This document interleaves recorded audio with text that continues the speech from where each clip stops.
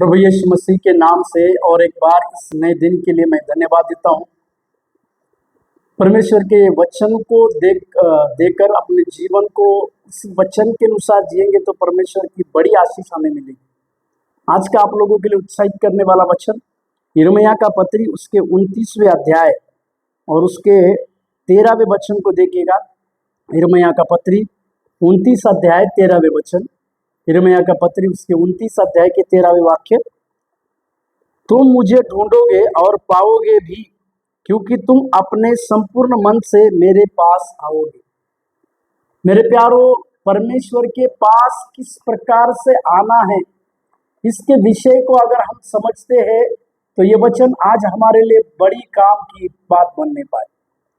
कैसे हम परमेश्वर के पास आना है, उसका जवाब यहाँ पर यिर्मयाह को परमेश्वर देता है कि हमें परमेश्वर के पास संपूर्ण मन से आने की आवश्यकता है।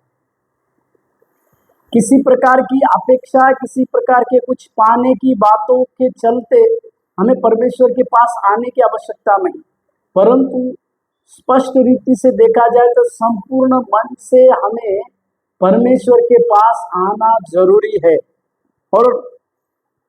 और संपूर्ण मन के साथ साथ हमें परमेश्वर को खोजना है या परमेश्वर को हमारे जीवन में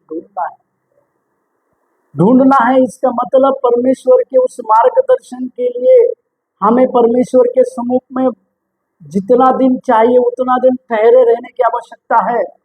ढूंढना मतलब परमेश्वर को प्रार्थना के द्वारा ढूंढने की बातें हो, परमेश्वर को प्रार्थना के द्वारा खोजने की बातें हमारे जीवन में होने पाए।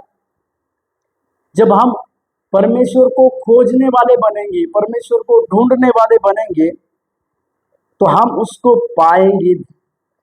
इसी के लिए मेरे प्यारो, हमारे जीवन काल में, हमारी सेवकाई की बातों में हम लगातार परमेश्वर को ढूंढने वाले बनने का अनुग्रह पाने पाए, क्योंकि जो कोई परमेश्वर को ढूंढता है वो परमेश्वर को पाता है। इस बातों को भी हम समझें। और जो परमेश्वर को पाता है वो संपूर्ण मन से परमेश्वर के निकट भी आता है, जिसको हम समझने पाए। आज सवेरे के समय में इस दो बातों को हम समझे और उसी के अनुसार हम इस दिन भर की अध्ययन करने पाए कि हमें सबसे पहले परमेश्वर को ढूंढना है और संपूर्ण मन से उसके पास आना है, तो हमारे जीवन में परमेश्वर बड़े आशीष की बात करेगा। प्रभु आपको आशीष दे। धन्यवाद।